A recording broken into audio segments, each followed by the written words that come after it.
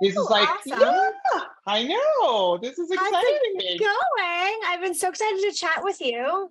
Oh my gosh, like it's been just one of those revolutionary time that you just get to experiment and do things that you've never done before in your business. And it's like, I'm telling you, it's been such a learning curve, but honestly, it's the thing that I needed to just move forward. And I think I've just been so stuck for life, and now I'm unstuck and willing to try new things. Even this podcast is not something that I would have normally done, but look Really? at me. Oh, look at you go. That I surprises know. me. That surprises Yeah. me. I feel like you're like definitely a podcast ready human.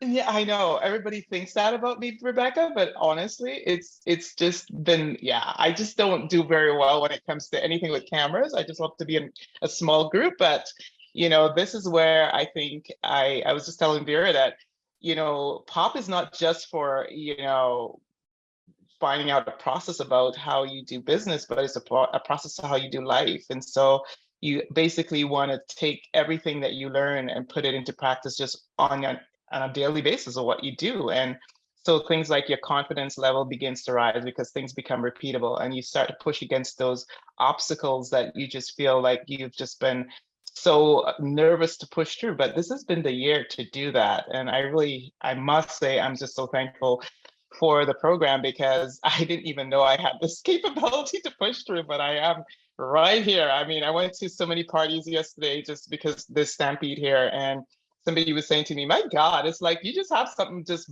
bubbling out of you. And I said, well, I have no idea what that is, but it's there and it's there to stay. Yeah, lady. Oh my God, Yes, I love that. Oh my gosh. totally. Yes. I'm very pumped. I have never been more pumped in my life as I have in this period. And I think there's really Amazing. nothing to lose at this point. I said, I'm going for it. I have no idea. I might be flopping around some places, but you know what? I am just doing it. I think also it has a lot to do with your personality. I have to say, you're so relatable. I think in a lot of ways, I see a little bit of who I am. Just you popping through, just being so real, just being Yeah. so transparent, and just enjoying what you do, even though there's struggles, and just being able to say, you know what, you're gonna stumble and fall, but just get back up and go again. And Yeah, now we totally. have things. Now we have things to do that with. Then why not? Oh my God, you're gonna make me cry. It's amazing. I love hearing that. That makes me so happy Yeah, to hear. You are just yeah. like beaming energy and brightness and positivity. I freaking love it. I love it, lady. Oh my gosh. I think this is what the true Anna-Ruth is coming to be right now. Just being in my own shoes, feeling my own positive self and just letting it be, because it's just so much work being something else, right? You just gotta be you. And I keep hearing True.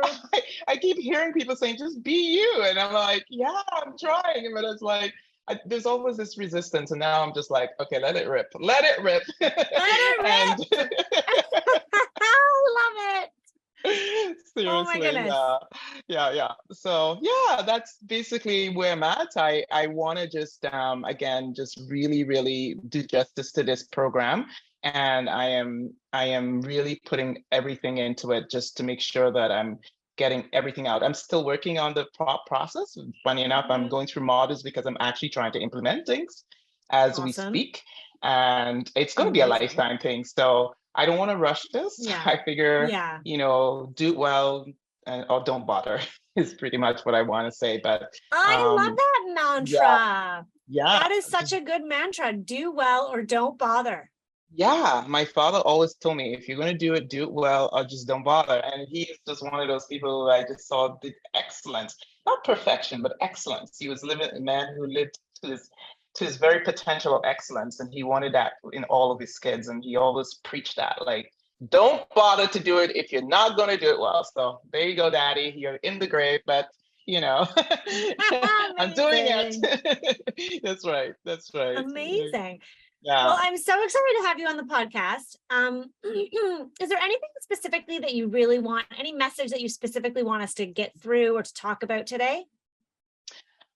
I just want to, I guess, just show like how this process has really helped my business because honestly, Rebecca, if you asked me many years ago if I was going to be an entrepreneur, the answer would have been an absolute no. Are you crazy? I would just work for somebody else and feel comfortable, giving my ideas away. And this has really been a game changer in terms of just learning to do the process myself and being able to hone in on this process that has actually helped me just break free from that mindset that I can't do it, but I can, because I am from a process background. I used to be a system analyst in my day. And so process has always been something that drives how I do things. So for me, learning about pop was just an excellent way to just break free of that stigma that says, oh, you know what, it's not possible. Yes, it is. I'm going to tell everybody, if you're on the fence out there trying to think that you don't have a way to break through to get to where you want to do, the answer to it is having a great process. And it's once it becomes repeatable, I mean, I'm telling you, I'm speaking from my own things. I just think about even the exercise that we did throughout the pop experience, where you just got to list things that you did over and over, and being able to group those and make sure that they were in, various like what I call buckets, like what happens in the initiation, what happens in design, what happens in the implementation.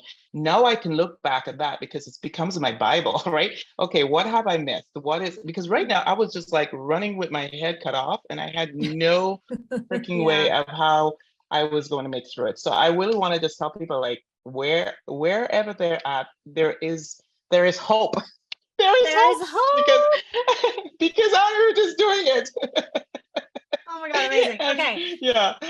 I want to pause you because I don't want to share all the good stuff, but I want to do I'm going to clap my hands, and then I want you to just introduce yourself to the podcast, to the guests. Okay. And I'm going to say welcome so that my editor knows when that part starts. And then we'll just dive into all the things. All right.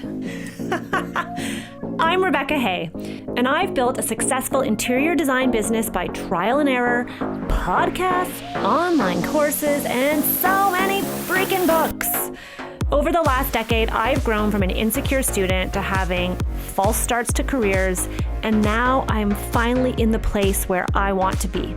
Throughout my journey, it's been pretty obvious that I'm passionate about business and helping other entrepreneurs do the same. Each week, I'll share tangible takeaways from my own experience and the experiences of other badass women to help you build your confidence and change your business. Hey, Anna-Ruth. I'm so excited to have you on the podcast. You're looking fabulous with your hair and your glasses, and your energy is so contagious. I love it. Welcome. Thank you. I am so glad to be here. Actually, as I was discussing before, it was just such a great opportunity to be here. I'm actually from a little island called St. Vincent, way back in the Caribbean. I have been always, as far as I know myself, I've always been a creative, but I think my inspiration to move forward has always been led by my dad, who actually had an interior design furniture business in the day. And he has been my inspiration to go forward, but I never really got the courage to do so until I actually stumbled upon pop. And so this has been really one of the driving forces of why I'm here today. I actually really felt that this process has really removed all the roadblocks that I've told myself that I couldn't do. And now I'm here, and I'm just really excited to push forward. The whole idea behind Dare came from an inspirational poem that he taught me over the years, which was, if you think you're beaten, you are. If you think you dare not, you don't. And so those words have stuck with me through life, and it has been the catapult to drive my business forward, and even calling it Dare Interiors. So Dare Interiors is all about providing a holistic, basically solutions for homes where people feel not just using it in an aesthetically pleasing way, but functionally just giving them what they need, and also bringing in part of their culture into the space. And so that's really my niche, and where I think I can really be stylistic in doing so. I love that. And you are in Calgary, right? I am in Calgary, Alberta, in the heat of the Stampede. Yahoo! Heat of the Stampede. I've always wanted to go to Stampede. I've never been. So one of these days I'll go, and I'll make sure I let you know in advance. Absolutely. I'm not a Stampede girl. Honestly, I had to fight to even get a cowboy hat on yesterday. But you get into the spirit because there's so many visitors in the city, and you know what? You gotta take in some of the pancakes and all the pancakes that happens and the parties that happen as a result of it. So the design world is very much onto it. So I must attend these things, and it's been exciting because yesterday was like taking a party from morning till evening, pretty much is what we did. So it Wow, was amazing. that sounds exhausting, but It is exhausting too. amazing. Yeah. Um, so tell me, I would love to start off by sharing a little bit about, yeah, like your story.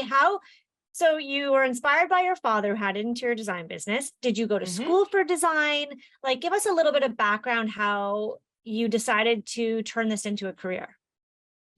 So I was 2 years ago, I was just, on that precipice. Should I work for somebody? I've been helping people all these years, doing this business. As a creative person, I'm always manipulating space in my head. So, naturally helping somebody was just something that came as an offspring of that. So my husband looked at me and he says, well, all your kids are grown up, and why not just go back to school? Go for what you want to do, babe. Just do what you want to do, because you've been talking about this for so long. So I went back to school to do a diploma, 2-year diploma in interior decorating at a college here in Calgary. And that just really set the pace. I mean, it just, at the end of that, actually, COVID hit right after that program was finishing. And it kind of put again, a pause to things. But in that whole thing, I was just building momentum because I was doing a lot of networking with other designers and just really just finding out how business works for them. And as you would know, sometimes that was like, sometimes you ask that question, you get crickets, but some people were willing to share. And it just got me more and more excited. I thought, well, I can do this. And somebody frankly said, a very good friend to me said, you shouldn't even work for anybody because you've got so much style. You know what you want to do. I think you're just afraid because you just don't know what the process is that you do it. And then I was just Googling everything I can about design process and things like, how do you do a discovery call? Because I heard somebody saying, oh, you need to do discovery calls. And I landed on your script. What do you say? And so it was from there I decided, oh my God, this is actually even free. I started manipulating that, testing it out, kind of, doing stuff like that. And, just one thing led to the other kind of thing. So that's where it all kind of just went wild. There was a lot of disjointed places, but really when I took the course is when everything came together for me. So you took the course before you really launched your business, or did you already sort of have the business running? I did not have the business really running. It was kind of like one of those things. I had an idea to run a business, but I didn't know what I was doing. I got a client, but I wasn't really sure. I think I was running it like a hobby, if I'm to be honest. I had no idea of how to make money with it. I was basically still helping people, still paying for, telling them that they needed to, charging for a consultation, but didn't know where to go after that because I didn't have a pricing model. I didn't know whether or not I can even make money doing interior design because as creatives, we always think that this just comes naturally and therefore nobody should be paying us for it. So I was just out of my league and no one was really answering my question, but I realized it's because they didn't have an answer either. Everybody was winging it. So, and I didn't want to go into business winging it because I was dealing with people's money and I just didn't want that to be the thing that I did because I wanted to be responsible and just do a job well done. And for me, it really from school to, COVID hitting and then taking pop, that was pretty much how it started. And then I started really honing some of the things that was the processes that pop was helping me with to get my head in order, just to start digging in and putting some structure around the business. And that's really what had happened. And then the client came, right? And from one thing led to the other. And so once you get a client, you practice what you're learning and on them, and then you tweak it a little bit, and then you do it all over again. So it's really been a journey like that. And I mean, right now it's where it's at for me. So where is it at? Tell us, where is your business at today? Well, it's really at a place where now I have a concise way of how to do a consultation, which is like, yay. because I'm not going blind. I remember just looking through that checklist for one. First of all, it started with a discovery call. So the discovery call was something I didn't have any structure about it. The first discovery call I actually did, in fact, I gave away all my IP within an hour. So there was no need for them to hire me for the in-home consultation. So it was one of those things like, I can't do that again. So looking at the discovery call, I was able to say, you know what? Okay, slow it down a little bit, have a beginning, have a middle, have an end. And so for me, the beginning was like, have you ever worked with a designer? Have you actually, what is it that you really want to do in this project? Have you thought about a budget or investment around what you want to do and things like that? And then being able to talk about my business, because now I had a framework in how to present my business and how we worked and what we did as a business, even in that call. So it was a really good vetting tool for me. And I just felt it so like it was to me a game changer because I had a plan now. It was right beside my phone every single time I made that call. And if I was in any way nervous or whatever, I'll do your little hack, like pump up some, just get some pumped up music and just get myself in the mood for that. So yeah, that has been the change.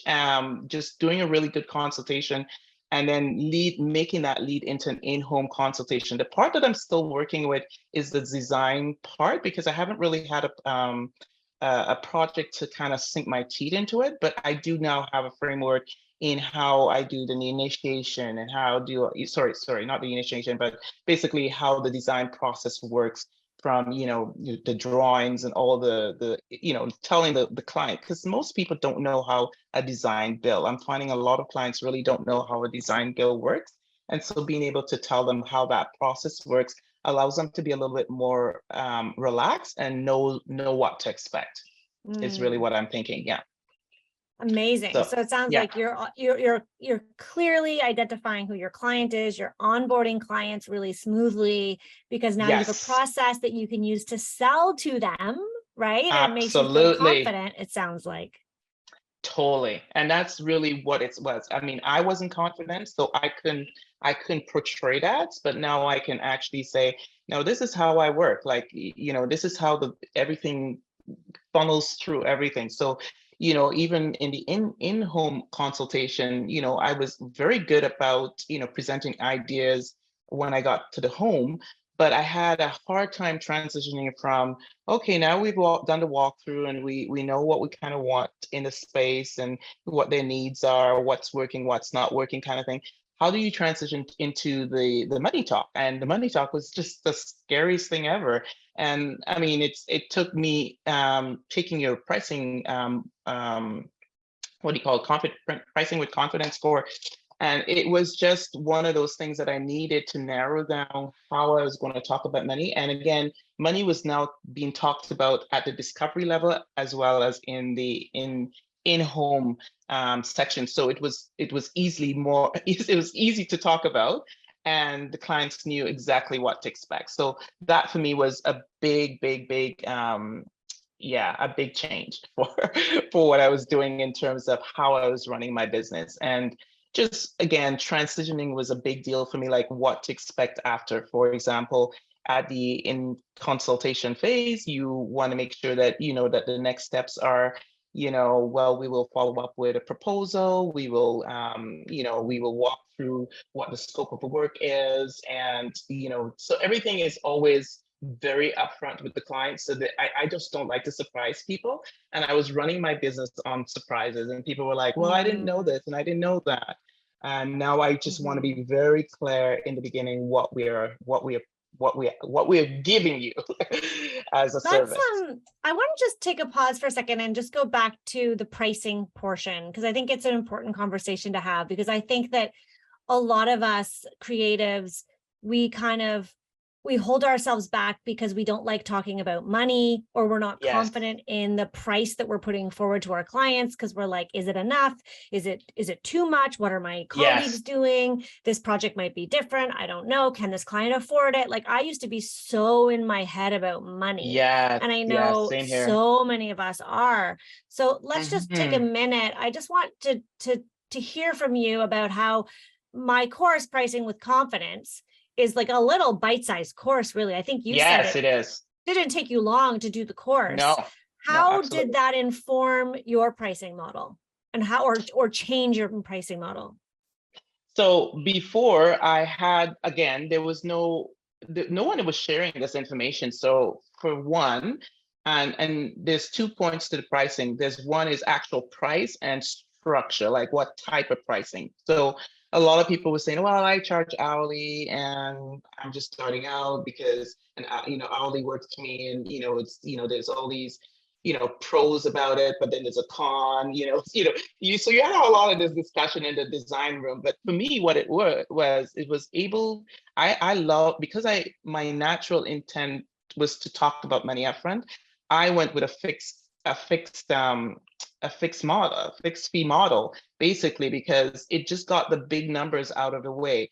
And I felt that even in the case with one client that I used just recently, they wanted to know the bottom line. Like they were like, okay, what is that I'm paying for your design? What is the contractor charging me for this? And so for me, that was really good to be able to show them like this. I work by square footage, I charge by the square footage in the middle of the design process, and then we do a mix or hybrid on the implementation where it's hourly and a fixed fee. So that allowed them to see how I was getting paid, and I was very transparent about that. That was not something hidden in the weeds somewhere. And they knew that the contractor would be, of course, the way I run my business is that they pay the contractor directly. And so whatever the contractor's fees were or how he structured his business also was that they had to deal with that as well. And that would be a separate thing. So for me, it was absolutely easier to talk that way, because once those numbers were set, I was confident in myself that I was okay with those numbers. And I think that's what happens, is that we don't think we have value to add, and so we don't know how to put a number to our services. But realizing that this was a standard out there, like, for beginners, and there's beginners and people who have seasoned, but at least I was able to get a range in my design phase to say, I'm from X amount to X amount. So at the top end, how big the fee could be, or at the bottom end, how little it could be, and somewhere in between. So that was basically what I tried to do in the pricing, and it allowed me to talk with confidence, because before I was just fumbling over everything. Like I was saying, oh, maybe, we'll go hourly here, and maybe over here we'll it was just all over the place. So that just made it very concise for me. And it was easy to implement, because again, it is not a long module. And I was happy for that. And that he just went through the pros and cons for everything. And to me, when I just looked at how I wanted to run my business, fixed fee model was the best way to go. So would you say that course, I mean, it obviously it shows you how people do it in the industry. Would you say that course sort of gave you permission to charge a different way? Absolutely. It's to me was the game changer. I had no idea otherwise. I heard all kinds of crazy numbers out there. I had no idea where they were arriving, how they were arriving at it. I just remembered saying, oh my goodness, I am way too low on the Richter scale. It actually caused me to raise my consultation fee, which, by the way, I thought when I did it, when I actually put it down on the paper, I was like saying, nobody's going to ever do a consult with me again. Nobody. And it so happened that I got a call like within that week, and I thought, okay, this is the time to test this. And nobody blinked. Nobody knew. So how much are you charging now for a consultation? $375, which I used to do when you charge like 175, and then I went to 275, and so now I'm up to 375, which could possibly move up again, because I do give a lot. It's one thing I'm very confident about, is that I can do a very good consultation now, and because I have a structure around it. The thing about talking about the space and closing, what we call closing the sale at the end, I know I bring value. It's not an if and but now. It's just like, I know I can bring these numbers, and people are usually very surprised at the solutions because I'm a visual person. So when I come into your space, I am immediately working. I'm looking around your space. I'm looking at where things are. So for me to talk about that was very easy. And I just didn't know how to value it. And I realized that people were valuing what I had to bring to the table. And so I said, okay, that means I'm going to charge. So yeah, that pricing model changed everything for me. Amazing. I love to hear Yeah. that. I think just honestly, it all starts with this idea behind collaboration over competition for me, which Yes. is the more we talk and have conversations and share, then the better we all are. It's interesting. I was a few weeks ago, actually it was maybe more than a few weeks ago, maybe a month or so ago, Yeah. I was on a little weekend girls trip getaway, and my one girlfriend was like, all right, I want to know, how much does everyone here make? And it was so Hmm. interesting because some people were like, oh, I make this much a year. And none of them were entrepreneurs. So it was like, this is my salary, right? And they were sharing their salary. And then there Right. was a couple people who were clearly extremely uncomfortable with sharing it, Yeah. It right? still And exists. there's still this sort of stigma. It's like, I don't want you to know. I want you to think I make so much money, or I feel uncomfortable if you know this information. But what was such a reminder to me, because that was in my personal life, but it reminded me that power of sharing, and how when you Yes. see, it's not that I'm comparing myself to you, but it was a bit motivating for me, to be honest, hearing different Yes. people that had different jobs, some that I was surprised that the amount of money that they made went with that job. And, Right. vice versa. I'm surprised that someone who worked crazy hours was making less than the other. And it was such an Absolutely. eye opener and a motivator for Mhm. me to, hey, if they can do that, that's possible for me too. And so I think that's, Absolutely. all of the courses I create, I mean, this podcast, obviously Designers Room, is about like, let's share so that we can all lift Yes. each other up. And with the pricing specifically, what I see in the industry is we are like chronically undercharging for our services. Yes. And so it does us all a disservice. If we can all Mhm. reasonably raise our rates to reflect the value that we offer, then we are Right. all going to benefit. And Yeah. that's the point. The I do an injustice to I'm glad you put it that way. It's an injustice to the entire industry, because people start to compare and really realize there's some inconsistencies. Like, oh, she's only doing this over here. But if we really charge for what we're worth, then everybody's going to be on the same plane level. But it's true. I have a little design group here, and that discussion came up the other day too. And everybody was like putting their numbers out and what they charged and all that stuff. And I had just joined this group, and I thought, yeah, this feels good. I'm pulling my numbers out. And it was the first time I didn't feel like, I don't care what anybody thinks. This is what I really think I bring value. But it was interesting. Somebody says, oh, that's interesting, because I must be really not charging enough, because it motivated them in the group. And so I was like, Mhm. yeah, this is what it's all about. And I was able to pump that person up and say, listen, you have value, girl. Like, do not undersell yourself. And she was so thankful, because she says, no one talks about this. So yeah, even just Mhm. you bringing this pricing thing, I'm able to share with my design group. Listen, this is normal conversation among the design world, and let's normalize this thing. Let's not try Yeah. and hide and compete. And as I said, I had that history when you said sometimes you ask a question about numbers or money, everybody is like crickets in this place. I mean, like, come on. And so I didn't feel comfortable either, but now I just put my numbers out there. And I said, it's what working for me. If you want me to help you to get there, I'm more than happy to do that. Amazing. I love it. It's Yeah. karma, lady. It's all karma. Yeah. Giving Yes. back and sharing. What I think is something that I heard recently that got me thinking is this idea of, we're so nervous to charge our worth. And I think that Yes. that's the problem, is that we are thinking it as the dollar is associated with who we are and our personal worth. But True. actually, it's not your worth, it's the service.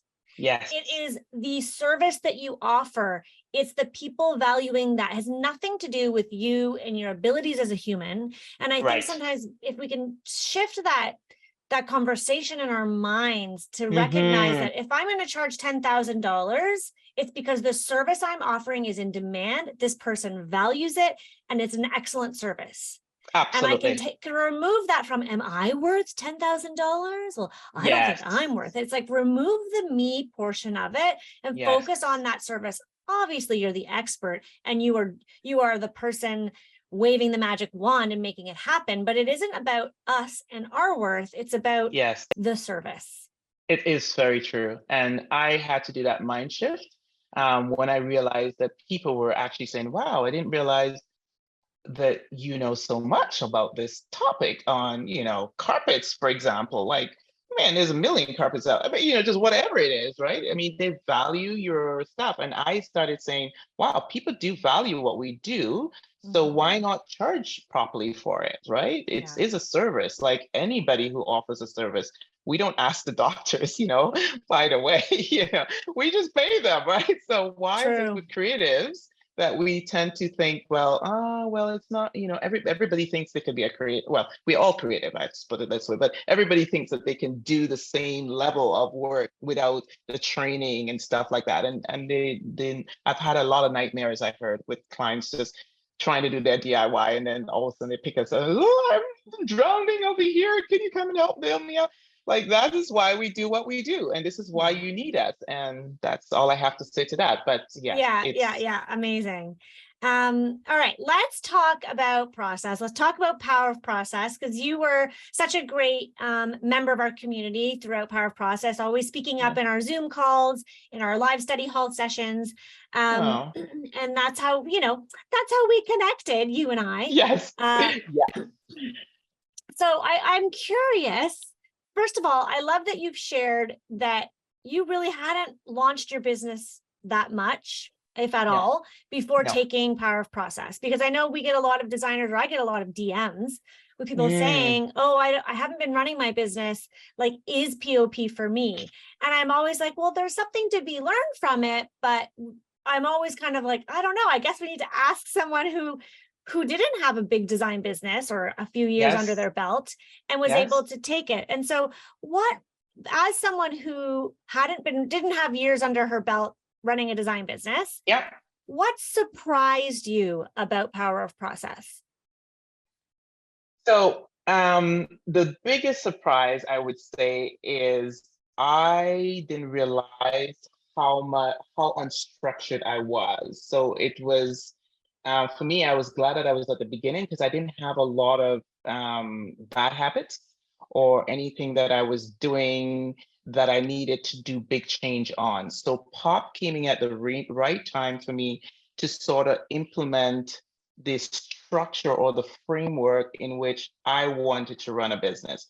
And I wanted to do it with something that was out there that was proven to work. And so for me, the biggest surprise was how much it allowed me to structure things in a way that I can do repeatable things, that I can actually say, for example, when I'm in the initiation phases of my thing, what are those tasks that I do? What are those things that I do over and over? And sometimes there's an overlap into the design phase, but what is it that I do that I can put that? I started writing those out, Rebecca, and I was 2 pages out. It really gave me an eye opener how much we do. Like, I didn't realize, like, emails, following up, even the creative part that we don't even value because we just do it naturally.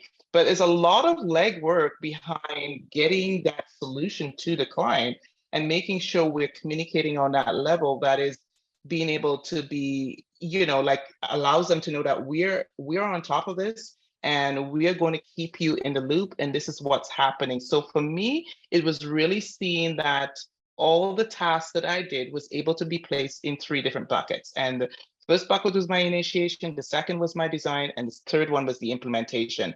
And every time I was boggled in my head with something, I looked at all those tasks and I was able to check off and say, oh, okay, I've missed something, or, and tweak it as I go, right? But that for me was the biggest thing, that I was able to to create a framework. I didn't know framework was possible. I thought everybody just ran around with their heads cut off, and that was just how you run business. And you try something, and there's some level of that. Try something and it fails, but but it just got tiring, and I just wanted to give up. Like I'm a not give up person anyway. So, but I was getting frustrated, and I wasn't. I was feeling like I was running a ship without a rudder, and I really wanted to steer this thing properly. And because it depended on me for everything. I don't have a team around me. I don't have, people talking in my head. This was my Bible. This was my kind of like, oh, this is how you can do this and actually make it successful.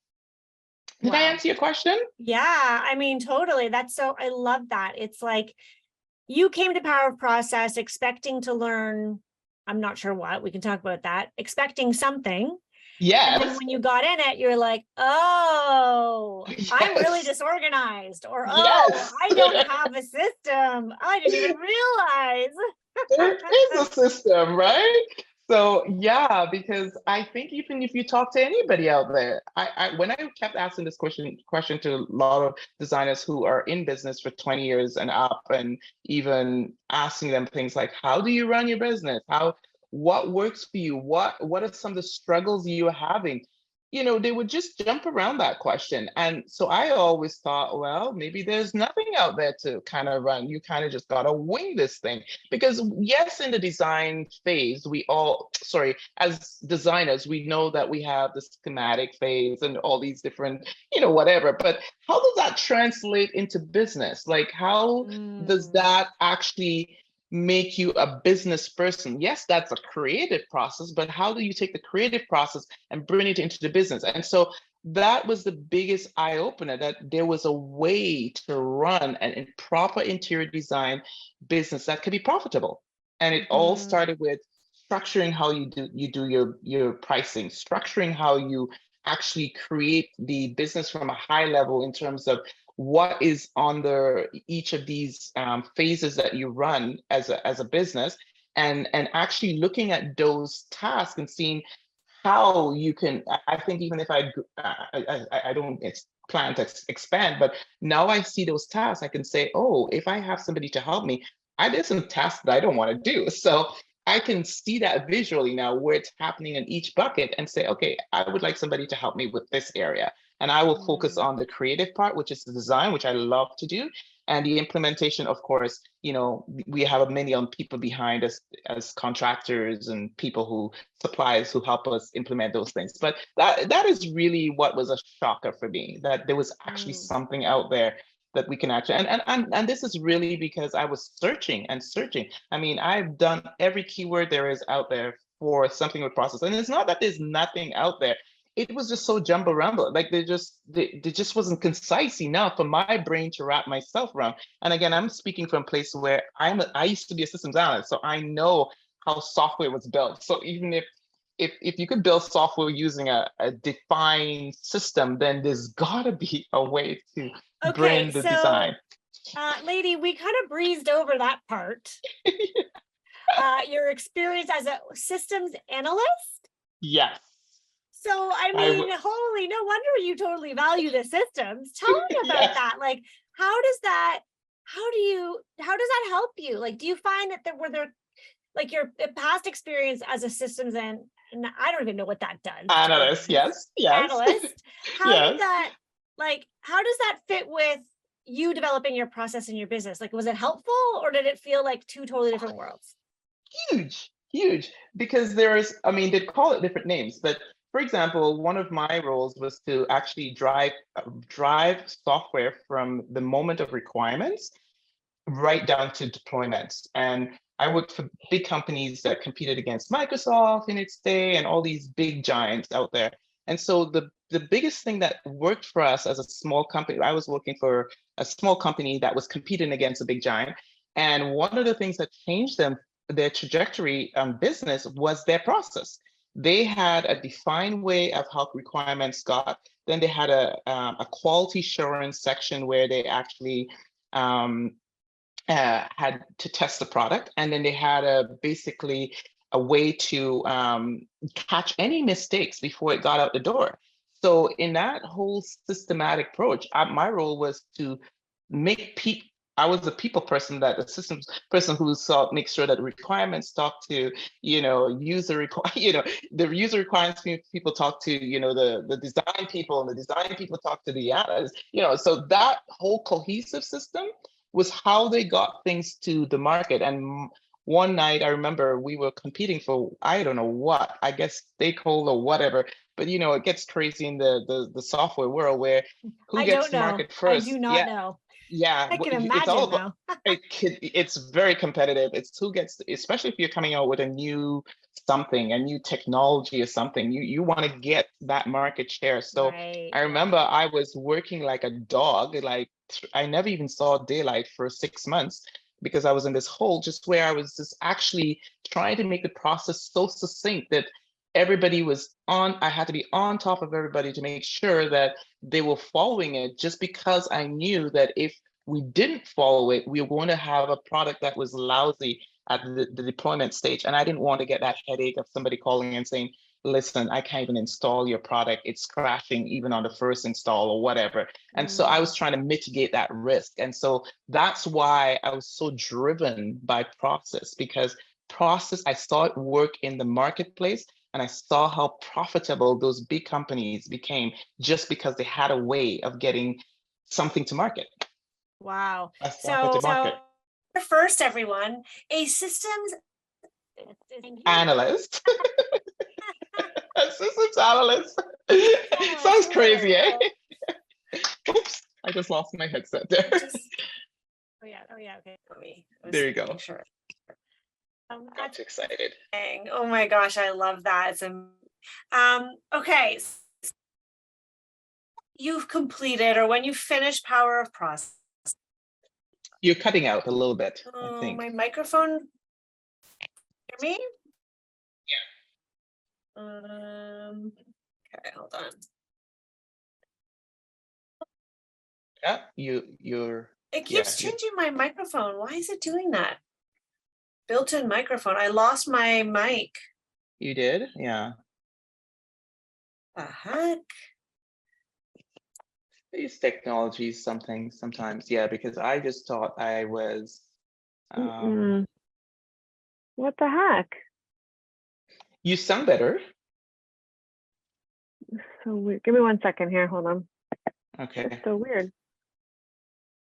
Here, Second. plugged in. I'm just going to ask for plugin because I'm looking here and seeing my thing is running it down though. Do anything different that I know of? I mean, I didn't change that. Oh, that's not good. You sound a lot better. Yeah, but it's showing. I'm just doing it for my AirPods. I mean, that's fine. We can finish it this way. I have more podcasts today though, so that's not good.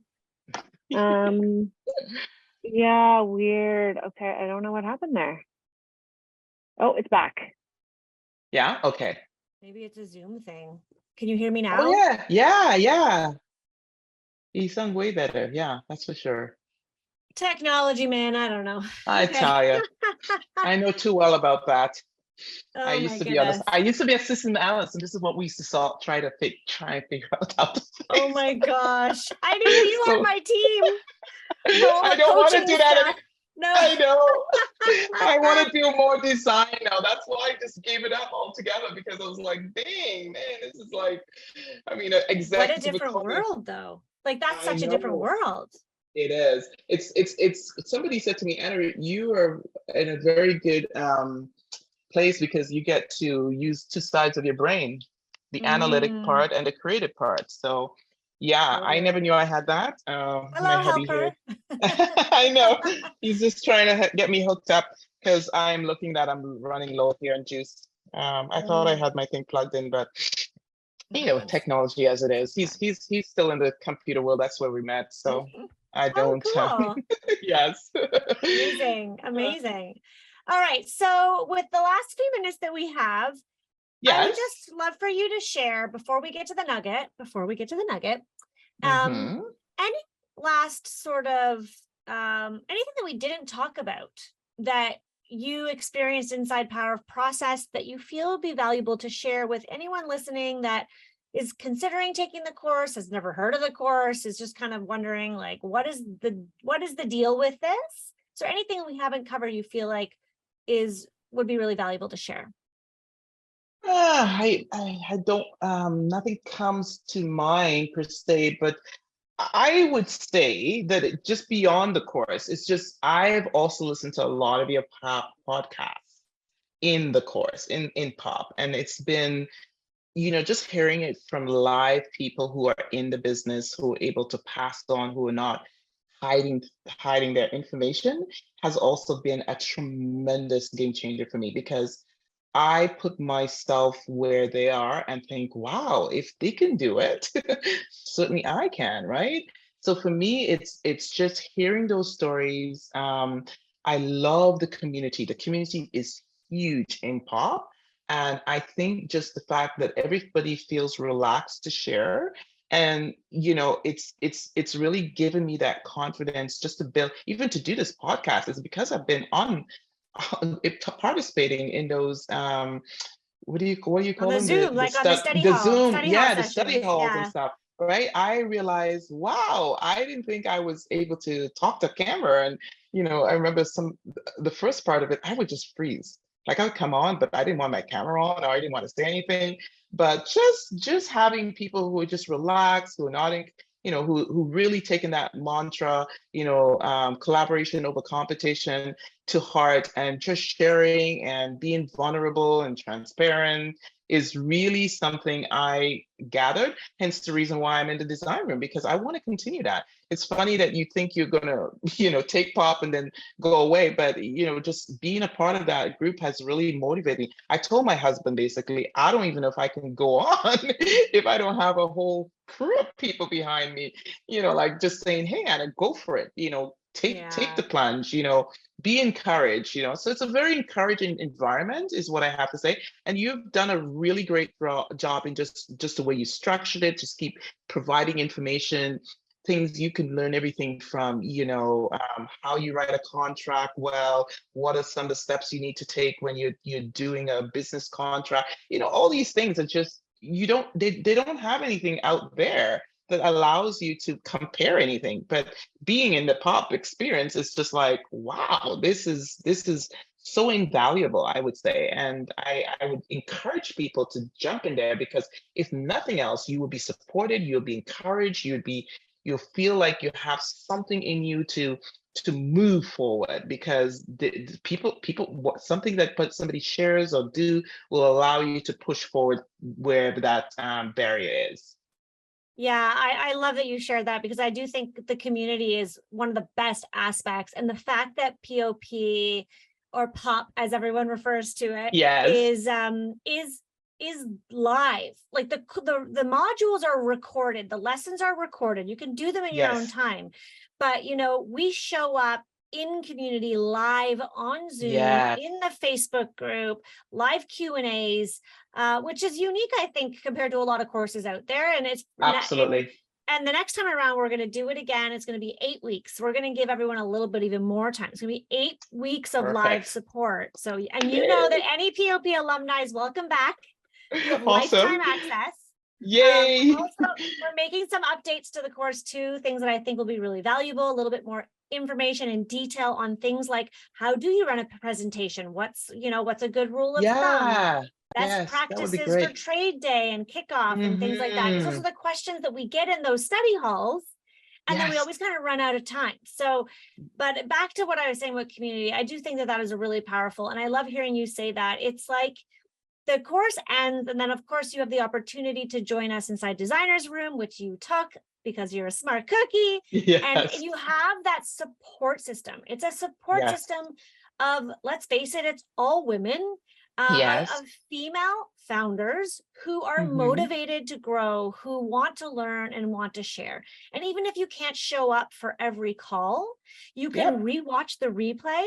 And like Yep. you said, when you see people sharing something, or someone else has an aha, or someone shares a Yes. challenge, you're like, oh, I went through that like 3 weeks ago, or, oh yeah, I wouldn't have thought to ask that. I'm so glad they did. Like, there's so much Absolutely. knowledge. Yes, Yes. yes, it's the knowledge, it's the knowledge. And you can't get enough of knowledge. I mean, knowledge is power, and it's power to drive anything forward. And so for me, that's just been it. I really, I guess I've been looking for this for a long time. And so when I saw it in this group, that people are sharing rather than holding things close to their chest, I was just like hooked. And it gave me the ability to share too. Even though thought that I didn't have a lot to share, I realized people were texting me going, "Man, you said that so well. What did you say again?" I have no idea what I said, my girl. I have no idea what I said. You gotta go listen to the recording because you have to catch Anna-Ruth in the moment, because I'm one of these people. I say things and then my husband says, what did you do? I have no idea. Just my brain just works like in this. Da-da-da-da-da-da. So anyways, but I got these feedback, but I had no idea I was doing this because I was just asking just out of pure sense of sharing myself, my good, the bad, and the ugly kind of thing. And so yeah, that was really a big opener for me. And I feel very comfortable, and I know without a shadow of doubt that this is what's going to keep me going. It's not, it's because I get up every day. I'm telling you, I fell asleep with listening with my iPods in my hair, listening to all those little things. And my husband's like, "What is going on with you? What are you listening to? It's like 1 o'clock." I'm always a bedtime person. Like you shut down the clock. You shouldn't have like white lights at night. And here I am with Yeah. this little phone, just taking it all in because I can't get enough. I can't get enough of it. And every single day it's like, okay, let me try and implement this. Like this, I'm working on my onboarding right now because you went on, I didn't, you were talking about it so much, and I said, you know what, I need to listen to that again and slow it down and do it for Mm. my, refocus it for my business, because I'm telling you, everything that you've done, it's something that's applicable, and I love that. Oh, amazing. That's just music to my ears. Well, Yes, honestly, this community is because of people like you, Anna Ruth. Like, we have such incredible women inside our community taking this course yes, who, and I really do believe like attracts like. And yes, so I think I'm pretty cool, and I therefore attract some really cool, fun people. I think Um, so. oh, I'm so You certainly excited. Well, are. thank you so much for joining me today. Before we do sign off, I would love to Yes. hear a last nugget of wisdom that you can share with our listeners today. Okay, so this is not even related. This is how I just do life. I'm very much faith-based, and I always run by this saying that what is for you will not pass by you. So there is nothing that nobody can change the trajectory of your life just because of crazy things that they do around you. Yeah, it might upset you, but what is for you will not pass by you. And the other thing I just want to add to that is that and it's a scenario that I heard from a celebrity who said it once, and she says, if you wake up in the morning and you're late for the bus, you better start running and try and catch that bus, because if you don't try and catch that bus, you don't know, or how did she put it? You don't know if that bus was for you if you missed it. So you always have to put effort behind something. It's yes, fate on one aspect, but effort is another thing that you have to do in order to make sure that you are also doing your part to bring things to light. So that's all I Mm, would say with people, is that just don't keep going out there thinking, oh, there's nothing for you out there. Just keep prodding on, because your path is already before you, and just go for it. Like it's not mm. something you need to shy away from, because it's going to happen. I I'm a love strong that. believer. Yes, I love that. I think that's so true. It's so, so true. It's like, I think about, the course. It's a great course and you could just listen to it. But if you don't actually do the work, then you're not going to get the results. absolutely. Absolutely. Yeah. And I think there's some people who like to sideline, just thinking that things are just gonna, oh, just happen. No, you got to put the effort in. This is hard work. Like, honestly, I pull my hair. Like, this is why I have straight hair up, because I pull it up in all kinds of directions because I don't want to pull it out. Because this has just helped me so much to really plod on, because there are days when it's hard. I'm not kidding you. It just gets hard. There's days I have these lull, and my husband would say, Oh, Anna-Ruth, remember always what you say, just it's been a bad day. Okay, let's turn the leaf and let's move again, right? Love it. Because I love it. your path is before you. So keep plotting. Yes. Thank you for that So wisdom. Thank you for the yes, wisdom. thank Where you. can everyone who's listening find and follow you?